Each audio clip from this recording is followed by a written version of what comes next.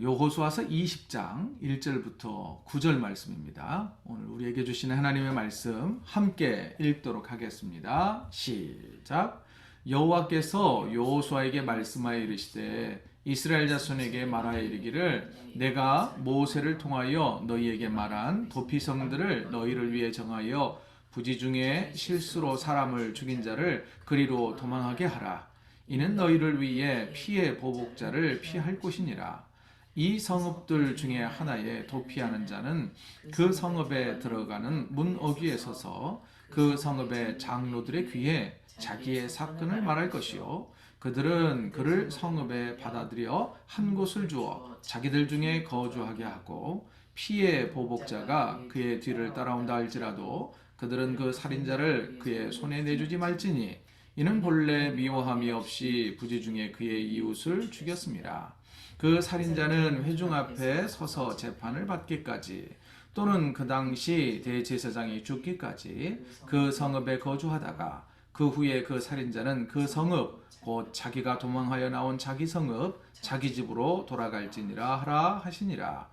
이에 그들이 납달리의 산지 갈릴리 게데스와 에브라임 산지의 세겜과 유다 산지의 기럇 아르바 곧 헤브론과 여리고 동쪽 요단 저쪽 루벤 지파 중에서 평지 광야의 베셀과 갓 지파 중에서 길르앗 라못과 므낫세 지파 중에서 바산 골란을 구별하였으니 이는 곧 이스라엘 모든 자손과 그들 중에 거류하는 거류민을 위하여 선정된 성읍들로서 누구든지 부지 중에 살인한 자가 그리로 도망하여 그가 회중 앞에 설 때까지 피의 보복자의 손에 죽지 아니하게 하기 위함이라.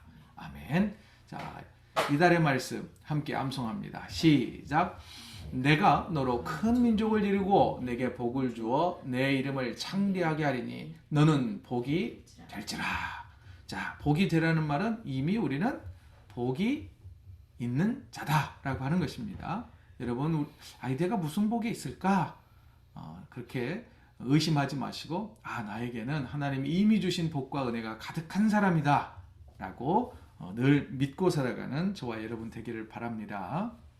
자, 오늘은요 여호수아서 20장 1절부터 9절 말씀을 통하여서 도피성으로 피하면 삽니다 라고 하는 제목으로 말씀 선포하겠습니다. 어린 시절 즐겨보았던 중국 무협 영화의 스토리는요 주로 복수극입니다. 악당에게 살해된 아버지를 위해 복수를 겨눴지만 아들이 무림 고수를 찾아가서 수년 동안 무술을 연마를 합니다. 이제 스승이 더 이상 가르칠 게 없다. 하산하여라 라고 하는 이 말을 듣고 이제 이 주인공은 아버지를 살해하는 원수를 찾아가 복수를 합니다. 자, 이렇게 영화가 끝나는가 싶은데 운명의 장난처럼 어린아이 하나가 이 장면을 지켜보고 있습니다. 그렇게 복수를 주제로 한 이 영화는요, 일명 복수혈전 1, 2, 3, 4 계속해서 시리즈물로 나타나요. 왜냐? 복수에 또 복수, 복수에 피해 복수가 계속 이루어지는 게 무협 영화의 한 어떤 스토리가 있었습니다. 영화만 그런 게 아니었어요. 고대 팔레스타인 지역에는요, 여러분들 한번 들어보셨을 거예요. 함무라비 법전에 기록된 이에는 이, 눈에는 눈이라고 하는 이 글귀대로 똑같이 보복하는 게 정의라고 생각을 했습니다. 그런 걸 뭐라 그랬냐면요. 동태복수법 또는 동해보복법이라고 하는 것이 존재를 했습니다. 예를 들어 이런 거예요. 가족 중에 누군가가 살해를 당하거나 목숨을 잃게 되면요. 또는 뭔가 가해, 상해를 입게 되면 똑같이 가서 그만큼 복수해 주는 게 정의라고 생각을 했고요. 특히 이제 가족 중에 누군가가 목숨을 잃게 되면 그 살인자를 찾아가서 그 사람의 목숨을 해야 하는 것이 가족의 의무라고 생각을 했습니다. 그 일을 누가 했느냐면 가장 가깝게 여겨지는 가족이 가서 복수를 하는 게 책임이었어요. 또한 죽은 사람에 대한 예의를 갖추는 거다라고 이 고대 팔레스타인 사람들은 생각을 했습니다. 이때 여러분 어떤 문제가 발생될까요? 물론 사람을 죽인 죄는 이게 큰 문제죠. 하지만 정당한 재판과 법 집행 절차가 없이 무자비한 피해 복수가 계속된다는 거예요. 마치 앞서 말씀드렸던 이 무협 영화처럼 죽고 죽이는 살생이 계속 이루어지는 거예요. 그런데 계획적인 살인, 의도적인 살인의 경우에는 어떻게 되었을까요? 당연히 법에 따라 엄격하게 처벌되었습니다. 그게 구약의 율법이었습니다. 그런데요, 하나 예외 조항은요, 비고의적 살인, 실수에 의해서 사람을 죽이게 된 경우에 적절한 법 집행이 이루어지기도 전에 가족이 가서 피해 복수를 해버리는 거예요. 이를 방지하기 위해서 하나님께서는 오늘 본문에 기록된 도피성 제도를 만드셨습니다. 비록 살인자라 할지라도 소중한 한 사람의 생명을 살리기 위한 안전장치였던 것이지요. 하나님의 생명 존중 사상이 이 도피성 제도 안에 들어있는 겁니다. 그리고 재판을 통해 살인자가 만일 잘못이 있다면 합당한 처벌을 받을 수 있도록, 곧 이건 뭔가요? 하나님의 공의가, 정의가 이루어질 수 있도록 도피성 제도를 만드신 겁니다. 다시 말하자면 정리해 볼게요. 하나님이 도피성 제도를 만드신 첫 번째 이유는 한 생명이라도 거저 죽어야 하는 생명은 없다는 거예요. 모든 생명은 존귀하다. 두 번째는 하나님의 공의와 그리고 선하심이 이 율법을 통하여서, 법을 통하여서도 집행되도록 이 도피성 제도를 만드신 거예요. 그런데 이 도피성 제도는요, 지금 오늘 본문에만 등장하는 게 아니라 이미 모세에게 명령을 하셨어요. 출애굽기 21장, 신명기 19장, 민수기 35장에 이미 여러 차례 언급된 제도였습니다. 자, 이제 그림을 보며 설명을 좀 드릴게요. 자, 그러면 이 도피성이란 뭐냐? 요단강을 기점으로 했을 때 요단강 서쪽에 세 군데, 그리고 동쪽에 세 군데, 지역으로 구분을 하자면 북부, 중부, 남부에 각각 성읍, 한마디로 도피성이잖아요. 도망칠 수 있는 성을 만들어 놓았어요. 이 6개의 도피성을 그러면 어떻게 이용할 수 있었을까요? 오늘 본문 4절을 보시죠. 4절을 보면 이렇게 돼 있어요. 같이 한번 읽어보죠. 시작. 이 성읍들 중에 하나에 도피하는 자는 그 성읍에 들어가는 문 어귀에 서서 그 성읍의 장로들의 귀에 자기의 사건을 말할 것이요. 그들은 그를 성읍에 받아들여 한 곳을 주어 자기들 중에 거주하게 하고. 자, 실수로 또는 사고로 사람의 목숨을 잃게 한 사람이 있다고 합시다. 그 사람이요, 자기가 있는 곳에서 가장 가까운 도피성으로 피합니다. 도망치는 거죠. 도피성 문 어귀에 서서 이 한마디로 살인자라고 하죠. 살인자가, 문제를 일으킨 사람이 이 성의 장로들에게 자신에게 일어난 사건을 자세하게 설명을 합니다. 여차저차해서 내가 죽이려고 한 게 아니라 고의로, 사고로, 실수로 또는 사고로 사람의 목숨이 죽었습니다. 라고 자기가 이제 사건을 정확하게 정직하게 설명을 해요. 자, 이제 그 사건에 대해서 심의를 하는 거예요. 장로들이 들어요. 성읍의 장로들이 아직 문은 열어주지 않았습니다. 그래서 이제 장로들이 설득이 되어지면, 아, 이 사람은 고의성이 없다. 그렇다면 이제 성문을 열어서 그 사람이 성 안으로 들어오도록 해줍니다. 그리고 이제 이 사람이 이 성 안에 들어오면 어떻게 되느냐면 한 곳을 내주는 거예요. 한마디로 살 집을 내어주고요. 자기들 중에 거주하면서 그의 생명을 보존해 줍니다. 자, 한마디로 피해자 가족들이 찾아와서 그 사람 내놓으라고, 그 사람 목숨 우리가 취하겠다고 해도 절대 내줘서는 안 됩니다. 어떤 일이 있어도 이 사람의 생명을 보호해 주어야 할 의무가 이 성의 장로들과 도피성 사람들에게는 주어지는 것입니다. 자, 만일 그런데 그 사람이 나중에 알고 봤더니 고의적으로 살인을 저질렀다. 그러면 법에 따라서 사형이 구형됩니다.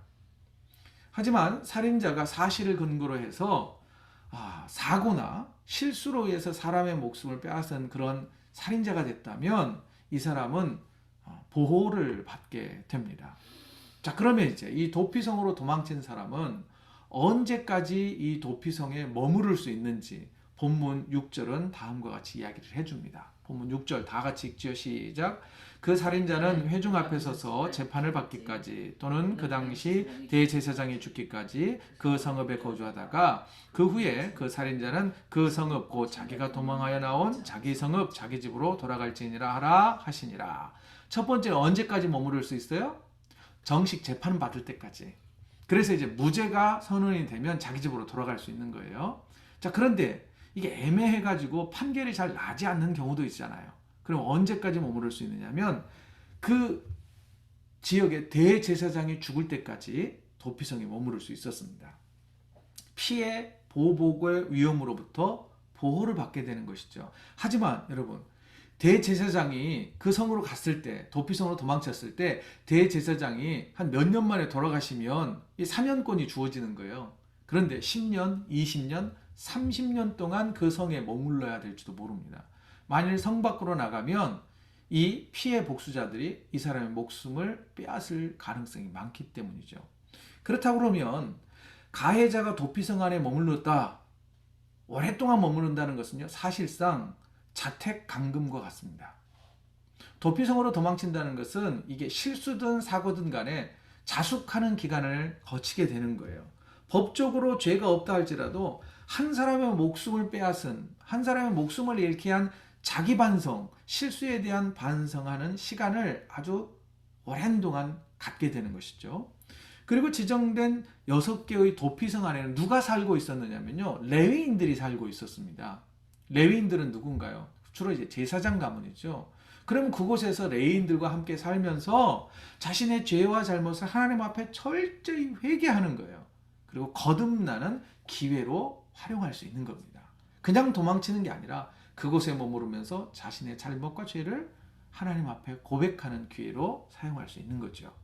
자, 그런데 도망자가요, 대제사장이 죽을 때까지 도피성에 왜 머물러 있었을까요? 왜 도대체 이 대제사장이 죽는다라고 하는 의미가 어떤 의미이길래 이 도망자가 그때까지 그곳에 머무르게 되는 걸까요? 크게 두 가지 의미가 있습니다.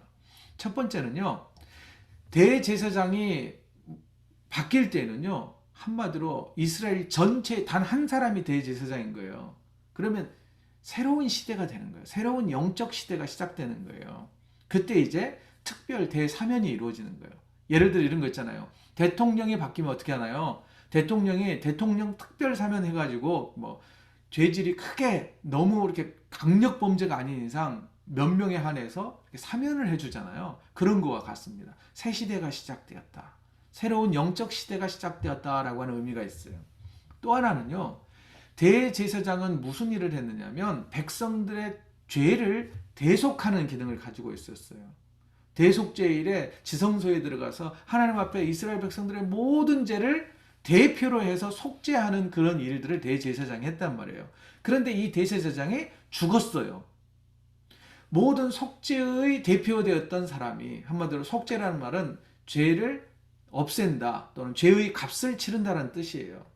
곧 이 말은 뭐냐면 대제사장이 이 도피성 안에 있는 그 도망친 죄인의 죄를 모두 다 짊어지고 하나님 앞에 간 거예요. 그러니 더 이상 이 죄인은 죄가 없게 되는 거죠. 그러면 이 영원한 대제사장이 죽음으로 인해서 속죄, 죄가 없어졌다라고 하는 이 기능은 나중에 누구를 통하여서 정확하게 우리에게 전달되나요? 바로 영원한 대제사장이신 예수 그리스도께서 십자가를 지심으로 인하여 우리의 모든 죄가 사해지고 죄에서 자유함 받고 구원받는 그 모습, 그 속죄의 은혜를 미리 보여주는 사건이 바로 대제사장의 죽음과 도피성에 도망쳐온 사람의 죄가 사해지는 그 일이란 말이에요. 자, 그렇다 그러면 도피성의 제도 크게 세 가지로 볼 수 있어요. 하나, 생명 존중. 두 번째, 하나님의 공의와 정의. 세 번째는 뭘까요? 하나님의 죄 사함의 은혜예요. 죄를 사해 주시는 은혜가 바로 도피성 제도 안에 녹아들어 있단 말이에요. 자, 사랑하는 성도 여러분 보세요. 죄에서 자유함을 얻는 길. 그러면 오늘날은 대제사장이 없잖아요. 영원한 대제사장은 예수님밖에 없잖아요. 예수님은 한 분이시잖아요. 그럼 뭐냐? 예수 그리스도의 십자가의 공로 외에는, 십자가의 은혜 외에는, 십자가의 죽으심 외에는 우리의 죄의 문제가 해결될 수 있는 방법이 없다는 거예요. 오늘 우리가 봉헌 찬양으로 불렀던 찬송가 96장 1절 가사를 한번 우리가 볼까요? 예수님은 누구신가? 우는 자의 위로와 없는 자의 풍성이며 천한 자의 높음과 잡힌 자의 노임되고, 자, 여기에서 중요해요. 잡힌 자의 노임이라는 거예요. 그래서 우리에게 영원한 기쁨이 있다는 거예요. 여러분, 우리가 뭐에 잡혀 사나요? 죄에 잡혀 살잖아요. 죄의 노예로 사는 경우가 많잖아요. 그런데 예수 그리스도께서 우리의 죄로부터 자유함을 주신다는 거예요. 바로 도피성 제도 안에는 이런 예수 그리스도의 죄사함의 은혜가 녹아들어가 있다는 것입니다. 예수 그리스도의 십자가의 은혜가 죄의 굴레를 벗어버리고 참된 자유를 누리게 한다는 거예요.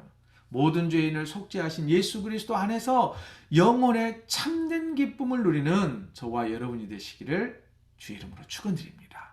자, 계속해서요. 본문 6절을 한번 보시죠. 다시 이제 그림을 볼게요. 그림. 도피성의 위치가 나와 있어요. 각각의 도피성은요, 이스라엘의 남부, 중부, 북부, 그리고 요단강을 중심으로 해서 동쪽에 3곳, 서쪽에 3곳 고르게 분포되어 있습니다. 그런데 이 도피성의 위치는요, 내가 한마디로 죄 지은 사람이 어느 곳에 있든지 열심히 도망치면, 최선을 다해서 도망치면 하루 정도면 쉬지 않고 가면 이 도피성에 다다를 수 있단 말이에요. 그래서 요단강 서쪽에 있는 도피성은 먼 곳에서도 볼 수 있도록, 주로 이제 산지가 많기 때문에 서쪽은 높은 성에 있어요. 특히 여러분들 저 맨 아래에 있는 헤브론, 우리가 지난주에 갈렙이 달라고 했던 그 헤브론은요, 높은 고지대에 있단 말이에요. 거의 한 1000m 된 산에 있어요. 멀리서도 이 헤브론 성을 볼 수 있는 거예요, 쉽게. 그리고요, 유대 역사 기록에 따르면요, 도피성으로 가는 길의 넓이가 폭이 14m였대요. 고대 사회에서 14m나 되는 아주 큰 도로가 이 도피성까지 잘 닦여져 있었어요. 그리고 해마다 때를 정해서 이 길을 정비했대요. 자갈도 치우고 풀도 치우고 해서 걸려 넘어지지 않도록. 예를 들면 달려가든지 마차를 타고 가든지 어쨌든 쉽게 도피성으로 도망칠 수 있도록 길을 정비했다 그래요. 그뿐만 아니라 그림을 한번 보세요. 그림을 보면 뭐가 보이나요? 도피성으로 향하는 길목마다 커다란 이 이정표를 세워놨어요. 이쪽으로 가면 도피성입니다. 이쪽으로 가면 도피성입니다. 라고 이렇게 했단 말이죠. 자, 그러면요, 누가 이 도피성을 사용할 수 있을까요? 누구나 이 도피성을 사용할 수 있느냐? 9절 보세요. 9절은 이렇게 되어 있습니다. 자, 이른 곳 이스라엘 모든 자손과, 누가 사용할 수 있어요? 도피성 제도를요? 이스라엘의 모든 자손. 그 다음에 그들 중에 거류하는 거류민이라고 되어 있어요. 거류민. 이게 뭘까? 거류민. 다시 말하면 장기 체류자 또는 타국에서 일하러 온 이방인, 오늘날로 말하자면 외국인 노동자. 누구들? 꼭 우리처럼. 우리가 사실은 외국인 노동자 아닌가요? 그죠? 물론 시티즌십이 있으면 이제 캐네디언 얘기지만 대부분 우리가 처음 시작할 때는 외국인 노동자 신분으로 캐나다에 들어온단 말이에요. 한마디로요, 이 도피성 제도는요, 어느 누구나, 이 이스라엘 백성들 공동체 안에 살고 있는 사람은 어느 누구나 어떤 죄를 지었든지, 심지어는 살인죄를 지었다 할지라도 도피성 대신은 예수님께 피하는 자들에게는 구원의 은혜가 주어진다라고 하는 메시지가 있습니다. 그런데요, 기억할 게 있어요. 다른 성으로 피하면 안 돼요.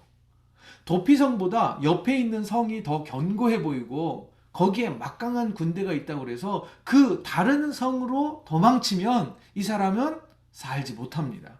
제 아무리 견고한 성이라 해도 생명을 지켜주지 못해요. 어디로 도망쳐야 돼요? 지정한 도피성으로 도망가야 돼요. 도피성은 곧 예수 그리스도의 품을 상징을 합니다. 여러분, 영원한 생명을 얻기를 원한다면, 죄인된 내가 다시 살고 그리고 내가 죄의 사함의 은혜를 얻기를 원한다면 누구를 향하여 달려가야 돼요? 예수 그리스도께 달려가 피해야 한단 말입니다. 또 하나, 6개의 도피성의 이름을 한번 볼까요? 표를 한번 보세요. 표를 보면 총 6개의 도시가 있어요. 갈릴리, 게데스, 세겜, 헤브론, 바산, 골란. 굉장히 곤란한 사람들이 도망치는 곳이겠죠. 자, 길르앗, 라못, 베셀 이렇게 돼 있단 말이에요. 6개의 성읍. 그런데 의미, 그 이름의 뜻을 보면 거룩하다, 통치자의 얻게, 동료, 친구, 기쁨, 높이다 또는 존귀하다 이런 뜻이 있어요. 그럼 결국 뭐냐? 도피성은 거룩하신 하나님, 우리의 죄를 사해 주시는 예수님의 거룩하심, 통치하심, 중보자 되심, 기쁨, 권위, 존귀를 나타내는 그런 뜻이 녹아들어 있단 말이에요. 영적 의미를, 그래서 도피성에 대한 영적 의미를 제가 이렇게 좀 정리해 봤어요. 문장이 좀 길긴 하지만 잘 들어보세요. 도피성과 같은 영원한 대제사장이신 예수 그리스도께서 부지 중에 살인한 자와 같은 죄인된 우리들을 피해 복수자, 곧 사탄으로부터 지키시고 보호하시기 위해 십자가에 달려 죽으심으로 죄에서 자유하게 하셨고, 그 이후에 하나님의 나라, 자기 집 영원한 본향으로 돌아가 참된 안식을 누리게 하신다. 문장이 좀 길긴 하지만 충분히 이해가 되시죠? 다시 말해, 간단하게 말하자면 죄인된 우리를 위하여 십자가에 달려 죽으심으로 영원한 하나님의 본향을 소망하게 하시기 위하여 이 도피성 제도, 예수 그리스도께서, 영원한 도피성 대신 예수 그리스도께서 우리 가운데 오셨다라고 하는 것입니다. 이 내용을 찬송가 96장 3절은 이렇게 정리를 해요. 볼까요? 다 같이 읽어보죠. 시작. 예수님은 누구신가? 추한 자의 정함과 죽을 자의 생명이며 죄인들의 중보와 멸망자의 구원되고 우리 평화 되시네. 여러분, 이 찬양의 가사가요, 앞서 보여드렸던 이 도피성의 6개 성의 이름들과 좀 매칭이 되는 것 같지 않습니까? 더럽고 추한 죄인된 우리를 깨끗하게 하시고요, 죄로 인하여 죽을 수밖에 없는 우리에게 새 생명 주시고요, 죄인들을 위하여 중보하신대요. 멸망할 자를 구원해 주시고, 결국은 어디에서 샬롬의 은혜를 누리는 거예요? 하나님의 나라에서, 영원한 천국에서 하나님과 평화를 누리는 거예요. 샬롬의 은혜를 누리게 하신단 말이에요. 그렇다면 사랑하는 성도 여러분, 어디로 피해야 우리가 살까요? 도피성 되시는 예수님께 피해야 삽니다. 도피성의 문은요, 추한 자, 죽을 자, 죄인들과 멸망자들에게 항상 열려 있다는 거예요. 언제나 열려 있어요. 죄로 인해 삶에 평화가 없는 자들에게 이 예수 그리스도의 품은 열려 있단 말이에요. 죄로 인해 두려워 떨지 마시고 혼자 울지만 말고 예수님 품으로 달려가는 저와 여러분이 되어지기를 원합니다. 또 하나, 우리 교회가요, 죄인들을 도피성으로 안내하는 표지판의 역할을 좀 감당하면 어떨까 생각을 해보았습니다. 또한 잘 닦여진 길과 같이 잘 정비되고 정돈된 성도가 되면 얼마나 좋을까라고 묵상을 해보았습니다. 그러기 위해서는요, 도피성으로 가는 길은 해마다 길을 정비합니다. 표지판을 수리해요. 그래야 이 도피성으로 가는 길을 안내할 수 있을 거 아닙니까? 그래서 우리 삶을 시시때때로 잘 영적으로 거듭날 수 있도록 우리를 정비해야 한다는 것을 기억하십시오. 그런데요, 이 일은요, 우리의 영적인 것들을 항상 정비하고 새롭게 하는 것은요, 화려한 교회 건물이 해주지 않아요. 멋있는 예배의 프로그램으로 이게 되는 게 아니란 말이에요. 그리고 성도의 그냥 가까운 그냥 교제로 일어날 수만은 없어요. 여러분요, 이건 뭐냐면 각 개인의 영성 생활이 잘 유지될 때 가능하단 말이에요. 특별히요, 초대교회 성도들처럼요, 우리에게도 좀 영적 아우라가 있었으면 좋겠어요. 그리고 또 우리 초대교회 성도들은 이런 말이 있더라고요. 책에 보니까 매력적이었대요. 뭔가 알 수 없는 매력이 있었대요. 그러니까 사람들이 저 사람 도대체 어떻게 저렇게 살 수 있지라고 하는 매력적인 그런 그리스도인이 되어지면 참 좋겠다는 거예요. 또 하나 여러분 보세요. 이 표지판이 말을 하나요? 아무 말을 하지 않죠. 길이 무슨 뭐 막 말을 하고 요란스러운가요? 아니에요. 길은요 그냥 그 모습 그대로만 있는 거예요. 표지판도 그저 도피성을 향하는 그 길목을 향하여 언제든지 그 방향 그 모습으로 서 있기만 해요. 시끄럽지 않아요. 우리는요 늘 말로만 하려고 그래요. 말로만 예수 그리스도가 우리의 유일한 구원자이십니다 라고 막 전하려고 그래요. 그러나 그렇지 않습니다. 말보다는요 우직하게 서 있는 표지판과 같은 그런 존재가 되었으면 정말 좋겠습니다. 그래서 오늘날 저와 여러분이 예수 생명의 길, 구원의 길로 안내하는 표지판 역할을 잘 감당하는 은혜가 있기를 소원합니다. 한 걸음 더 나아가 죄로 인해 방황하는 이들에게요 유일한 구원자이신 예수 그리스도를 전해 한 영혼을 살려내는 그 사명을 감당하는 교회가 되기를 간절히 소망합니다. 그래서요 우리 모두 다 죄에서 노임받고 기쁨으로 영원한 아버지 집 하나님 나라에서 영원한 안식과 평화를 누리는 그런 복을 누리는 저와 여러분의 삶이 되시기를 주의 이름으로 축원드립니다. 자, 이 시간 우리 함께 기도하지요. 저와 여러분이 도피성을 가리키는 예수님께로 향하도록 모든 사람들에게 가르치는 구원의 길을 가리키는 이정표의 사명을 잘 감당하게 해달라고 기도합시다. 그리고 이 시간 우리가 죄로 인해 죽어가는 그 한 영혼을 좀 떠올려 보기를 원합니다. 하나님 그 영혼 만나 주십시오. 그 영혼도 도피성 되신 주님, 영원한 대제사장 되신 주님께서 그 한 영혼을 살려주십시오.